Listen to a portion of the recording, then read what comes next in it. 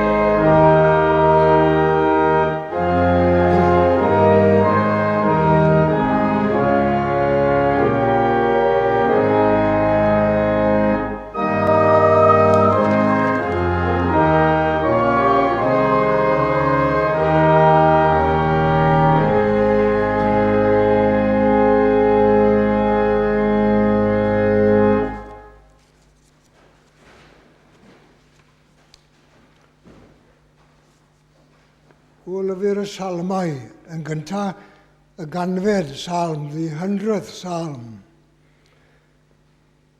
Bloeddiwch mewn gorfoledd i'r arglwydd, yr holl ddeiar.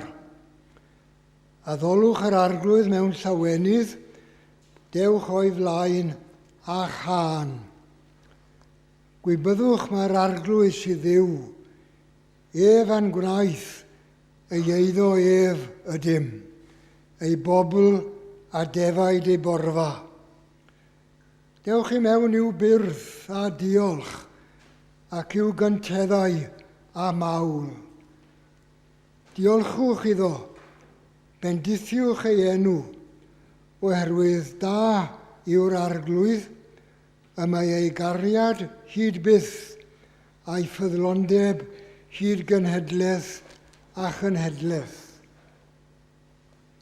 Ac yna o'r chweched benod o Efengil Ioan, St John's Gospel, verses 1 to 15.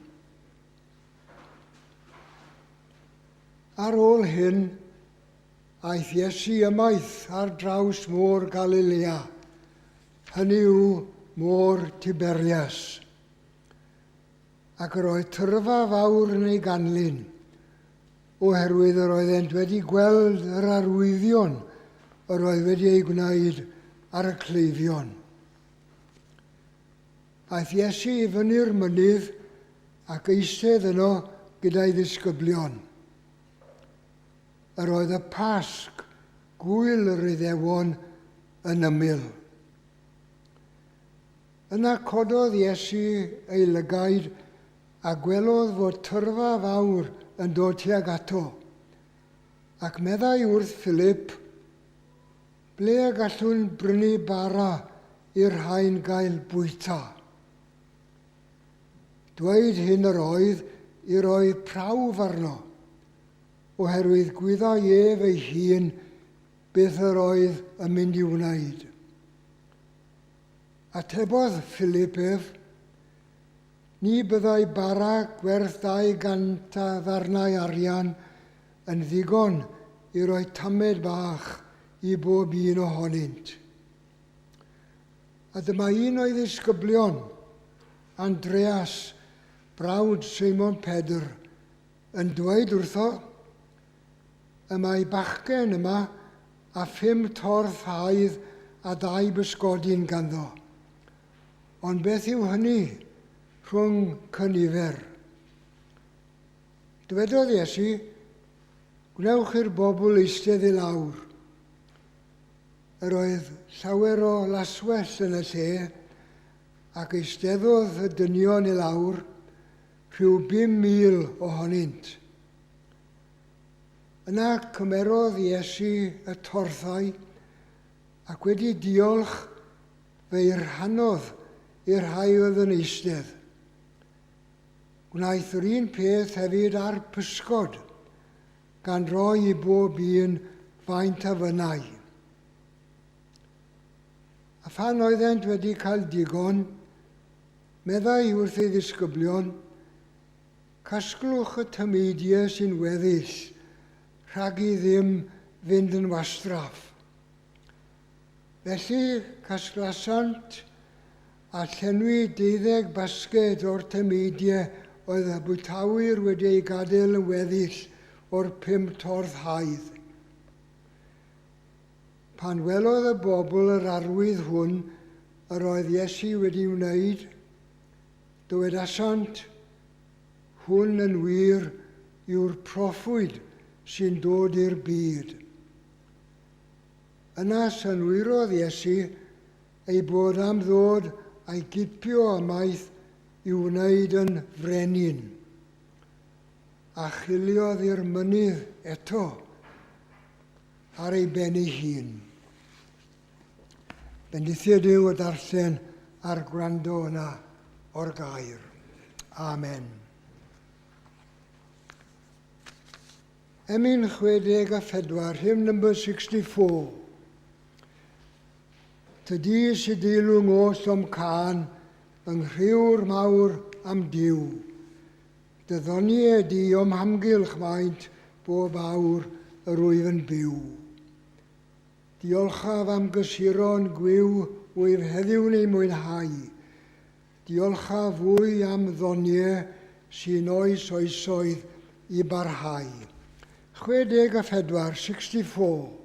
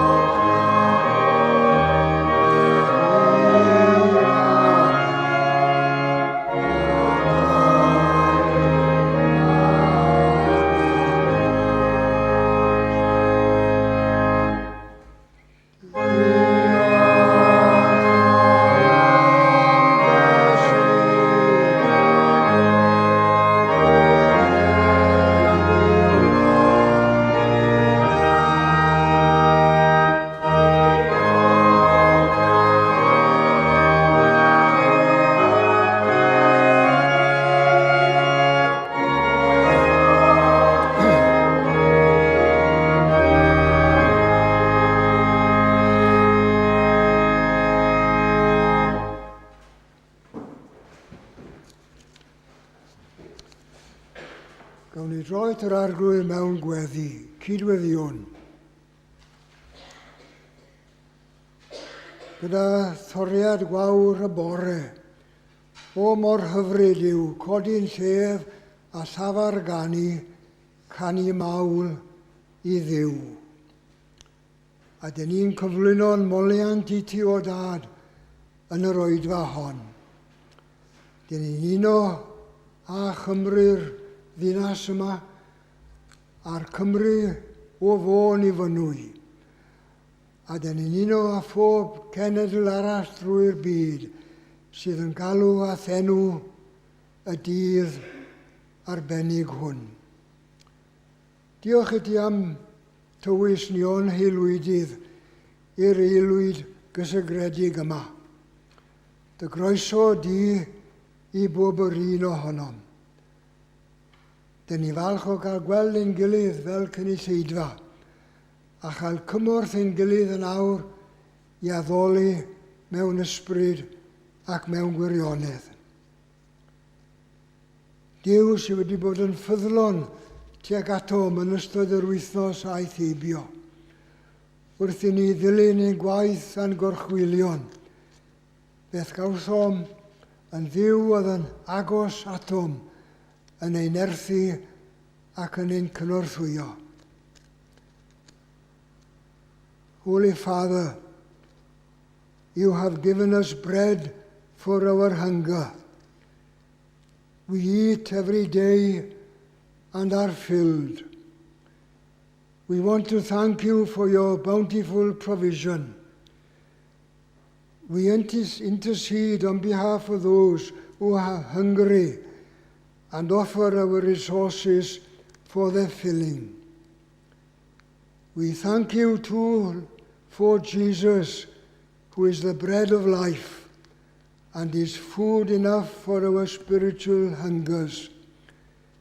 In our goings and comings, may we be eager and bold to share with others our greatest good gift, the invitation to salvation and new life in Jesus Christ. Ti o Dduw sydd wedi'n creu ni ar dy lun ac ar dy ddelw dy hun, a ti o Dduw sydd yn ein caru ni, ac fe amlyges i'r cariad yna trwy ddanfon Iesu Grist i'n byd. Fe ddoth i'n byd yn gwasanaethu, ac fe aeth i'w groes a'r carfalia i'n gwasanaethu yn ogystal. Cadw'n golygon ni ar Grist y groes, a bydde di ni ei dderbyn o'r newydd yn arglwydd ac yn waredwr. Wrth i ni fynd i mewn i wythnos newydd, bydd yn arweinydd a bydd yn dywysydd ac yn gymorth i bob yr un ohonom. Derbyn ni fel y gardym, a dyddo fyddaiant i ni am bob diffyg a bai, am y gofynnwn y cyfan yn enw Iesu Grist sydd yn dysgu ni pan yn gweddio i ddweud gyda'n gilydd. Ein tad, y rhwnnwyt yn y nefoedd, sancteiddio'r dy enw, deled y deyrnas, gwneler dy wyllus, megis yn y nef, felly ar y ddeiar hefyd. Droi ni heddiw ein bara benyddiol, a maddau ni'n dyledion, fel y myddeiwn unau'n dyledwyr, ac nac arwain ni i brofedigaeth, eith i'r gwared ni rhag drwg, can ei seiddo ti o'r deyrnas, a'r nerth, a'r gogoniant, yn oes oesoedd. Amen.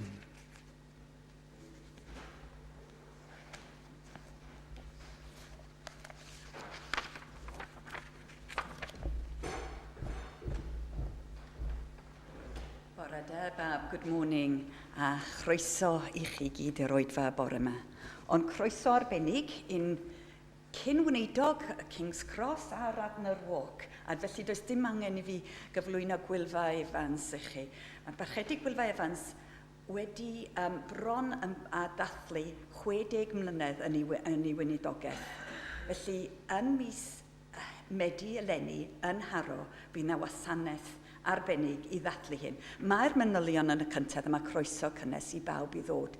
Ond o'n i jyst yn meddwl, faint ohono ni'n gwneud 30 mlynedd mewn unrhyw swydd, heb sôn am 60. Felly llongyfarchiadau mawr i chi gwylfa. Hefyd, diolch i chi am ddod yma i'n harwennu, ac ein dymuniadau gorau a gwellad buan i buddig. Hefyd, Will, diolch i ti am dy gyfraniad nôl darfer ar yr organ. In the coming week, well, actually, tonight there will be no evening services, and in the coming month, we will only be having morning service only. So no evening services, no midweek services. The only one important monthly event we have, and I'm looking at Paul there, Paul, on Wednesday the 11th, Datganiad Organ yma, there'll be an organ recital given by Richard Hobson on the 11th of August at 1:05. Sorry, 17th. Sorry, Paul. Sorry, it's my bad writing here. I've even got my glasses. So the 17th of August. So Richard Hobson, the director of music at Grosvenor Square, will be playing here at 1:05. So do come and support it. Next Sunday, our very own Mr. Richard Perkins will be leading the service. I think he's got quite a few of the members supporting, so please do come along and support him. And from past listening to Richard's sermons, they certainly worth coming along too. So diolch, Richard, a ni'n edrych ymlaen, but I won't be here, sorry. After saying everybody come along, I'm the good one opting out, but yes. Now we'll have the collection, and afterwards, after the service, warm welcome to everybody to come and join us for a cup of tea downstairs. Diolch yn fawr.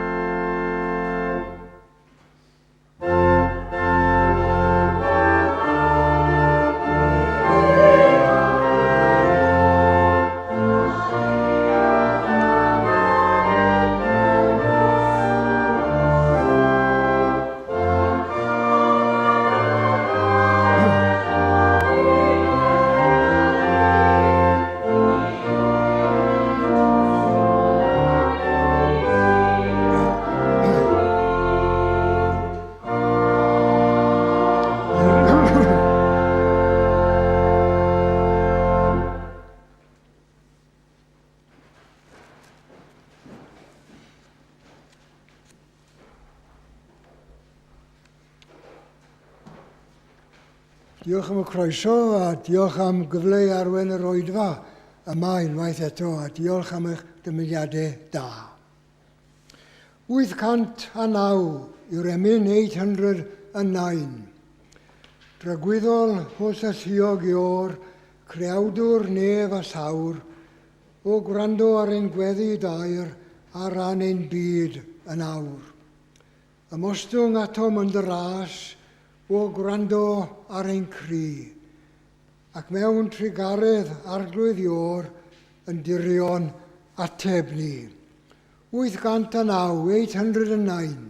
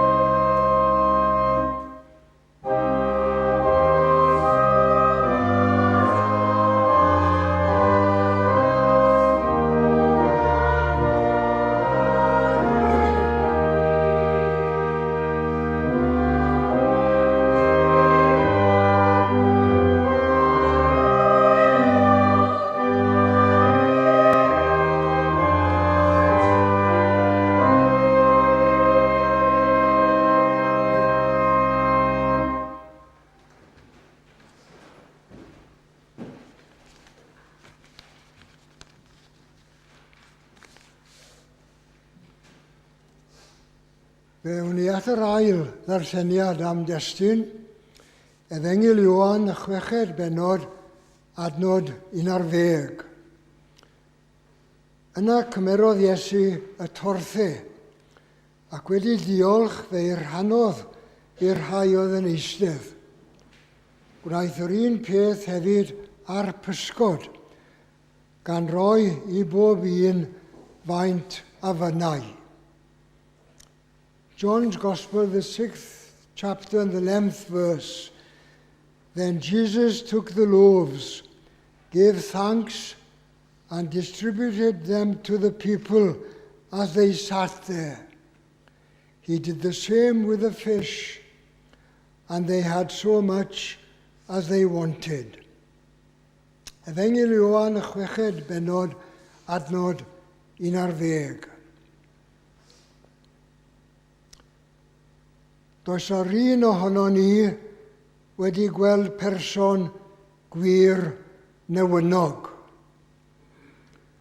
No one of us has seen a truly hungry person. Ystyriwch rhieni yn methu fforddio digon o fwyd i dywelu newyn yn stymiogau ei plant. Consider the anguish of parents who cannot afford enough food to quiet the hunger in their children's stomachs. Newyn, hunger. Newyn, mae'r mater yn sicr ger ein bron. Mae newyn yn parhau i fod yn broblem byd-eang. Hunger. The issue is before us. Hunger continues to be a worldwide problem.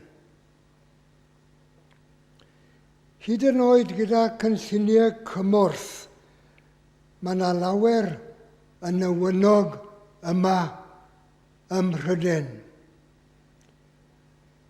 Beth mae Cristnogion yn cael ei galw i wneud mewn byd lle mae bobl yn newynog? Dyma chydig o awgrymiadau. What are Christians called to do in a world where people are hungry? Here are some suggestions. Y paragraff yma o Efengyl Ioan, this paragraph from John's Gospel. Yn gyntaf, danfon y bobl newynog ymaith. Send the hungry people away. Ni ddari Efengyl Ioan sôn am yr awgrym yma gan y disgyblion i ddanfon y bobl ymaith i'r pentrefi. Fe ddari y 3 Efengyl arall ei groniclo. John's Gospel did not mention the disciples' suggestion to send them away to the villages. The other 3 Gospels did record it. Ar 15 adnod o bennod 14 o Efengyl Mathew yn dweud fel hyn: Gollwng y tyrfaoedd iddynt fynd i'r pentrefi i brynu bwyd iddynt eu hunain. Mae Efengyl Ioan yn nodi fod Philip ddim yn gweld ffordd i'w cynorthwyo, gan mae'r cyfan oedd gan y disgyblion oedd 200 denari na fyddai yn prynu digon o fara i bawb gael tamed. Roedd e fel petai yn awgrymu, roedd e fel petai yn barod i awgrymu y dylai'r tyrfaoedd fynd i rywle arall am gymorth. den ni'n cael ein temtio yn aml i ddanfon trwbl ymlaen i'r hewl aras i chwilio am berson aras fydd yn barod i helpu. Mae rhai hynny ohono ni sydd â digon i fwyta, ddim am gael ein atgoffa am y bobl newynog a'i llyged pantiog sy'n syllu arnom o'r teledu, neu hysbysebion cylchronau, neu adroddiadau eglwysig sy'n galw ni i ymateb Cristnogol. Mae yna lawer yn meddwl fod pobl tlawd yn newynog oherwydd dyn nhw ddim yn barod i weithio. Mae rhywrai yn dweud petai nhw'n gweithio fydden nhw ddim yn newynog. Ond ni ddylen ni ddanfon ymaith y miliynau sy'n marw oherwydd newyn bob blwyddyn. Mae Iesu yn dweud fod rhaid gofalu amdanynt. We must not send away the millions who die of starvation every year. Jesus said that we must care for them. Mae Iesu yn dweud bod rhaid gofalu amdanynt.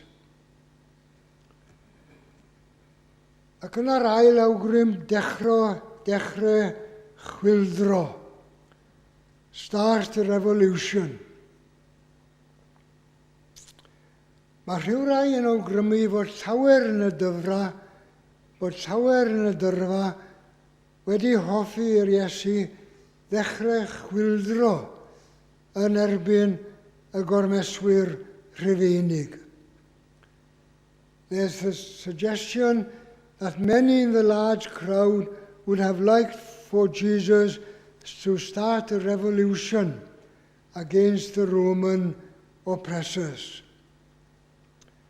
Mae'r 15fed adnod o'r 6 bennod yma yn gwneud yn glir bod rhywrai am i'r Iesu cymryd yr arweinyddiaeth a dod yn frenin yr Iddewon mewn gwrthwynebiad i'r llywodraeth estron roedden nhw'n gasau.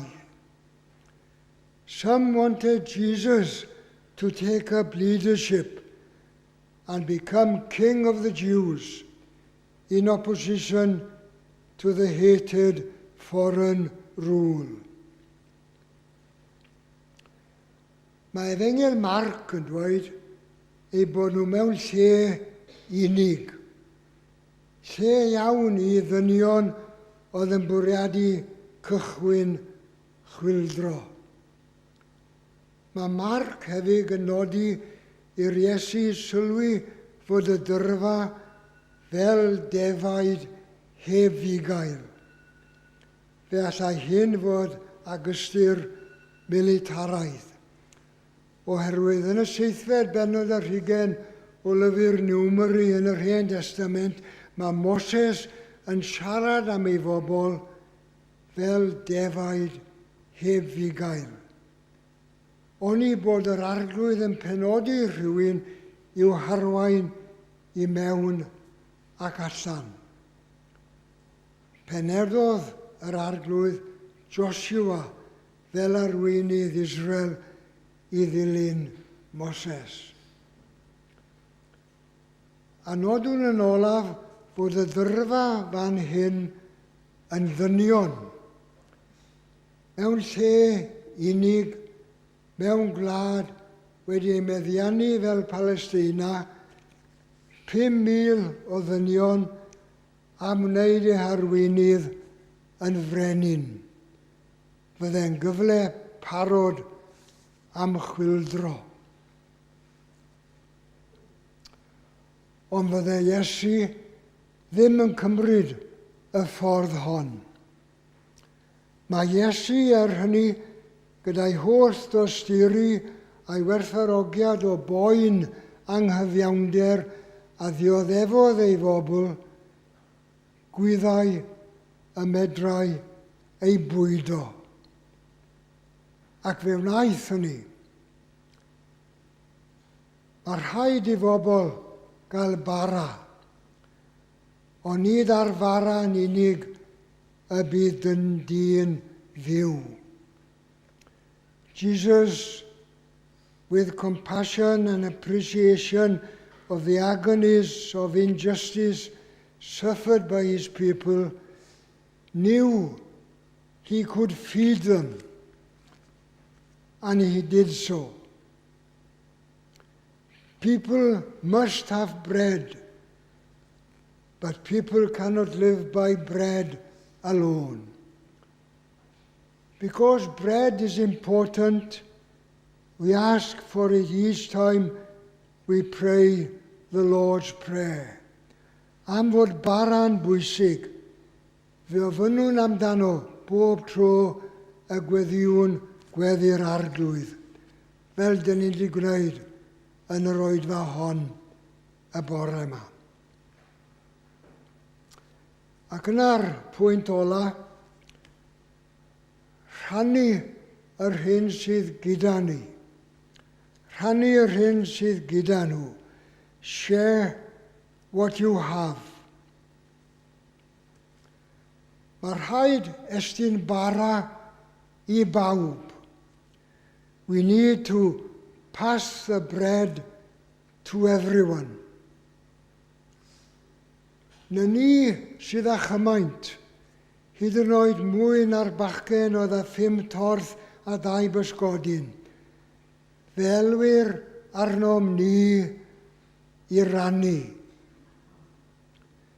Fe wnaeth Iesu'n glir ei fod e'n disgwyl arnom i fwydo'r newynog a rhoi dŵr i'r sychedig. Pan fyddwn ni'n rhannu, fe fydd Iesu'n cydio yn ein rhodd yn ei ddwylo a rhoi diolch amdano. When we share, Jesus will hold our gift in his hands and give thanks for it. Mae Iesu'n gwybod faint all ddod o ychydig. Den ni'n cydweithio a Duw sydd yn y busnes o luosogi ein rhoddion. Roedd yr hyn a rannwyd ac yna a fendithiwyd yn ddigon a mwy. What was shared and then blessed was enough and more. A dyw'r hynny ddim yn anodd os cofiwn fod y cyfan sydd gennym wedi dod oddi wrth Dduw yn y lle cyntaf. Sharing is not difficult if we remember that all we have comes from God in the first place.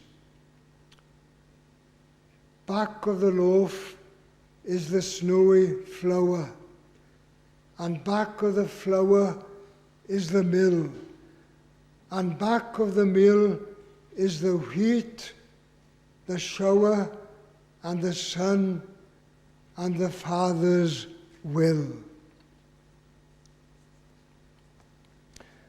Roedd Mahatma Gandhi yn byw yng nghanol newyn oedd yn gwanychu. Mahatma Gandhi lived in the midst of debilitating hunger, and looking around him, he observed the earth has enough for every man's need, but not enough for every man's greed. The earth has enough for every man's need, but not enough for every man's greed.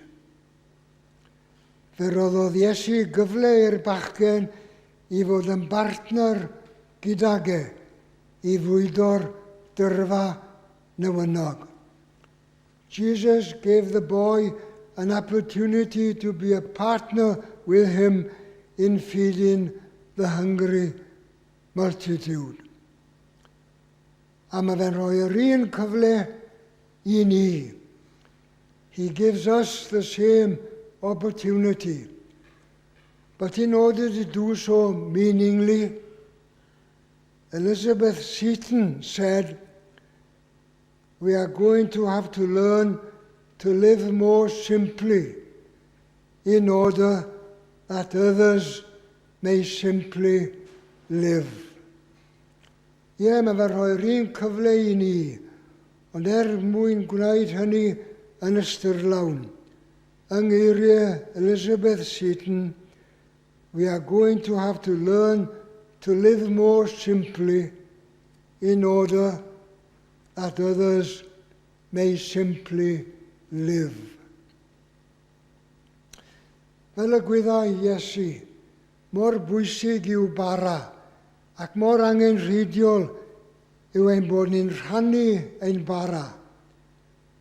Na all bobl fyw yn gyfan gwbl ar fara yn unig.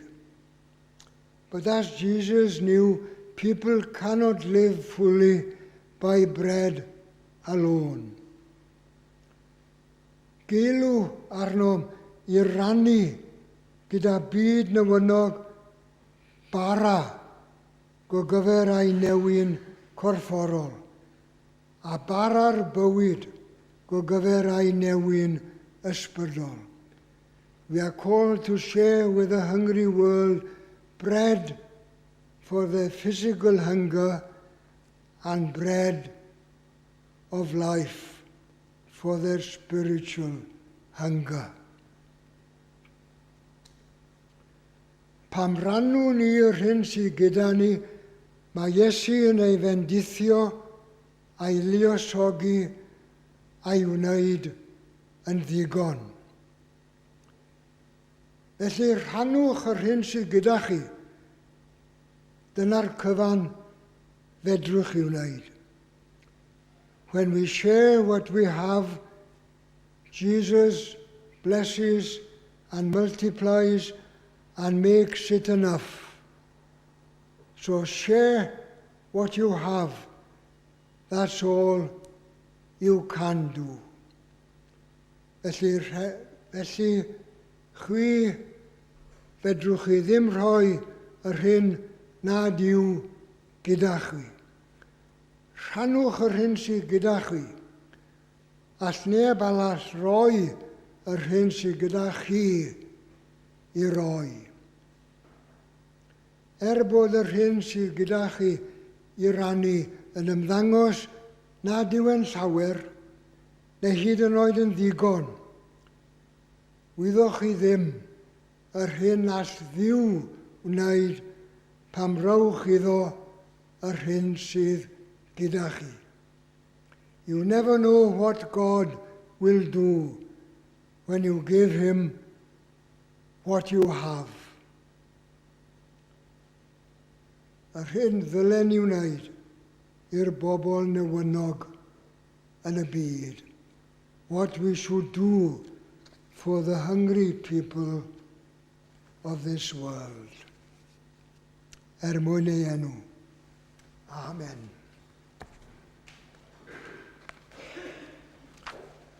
Byddwn ni roed fe i ben gyda gemyn 816. 816. Cofia'r newynog, nefol dad, filiynau llesg a thrist ei stad, sy'n llusgo byw yng ngysgod bedd ac angen rhythu yn ei gwedd. Holl angen dyn, tydi a'i gwyr, defengil a'i diwallan llwyr. Ni digon popeth heb o ti, bara ein bywyd, cynnal ni. 816, 816.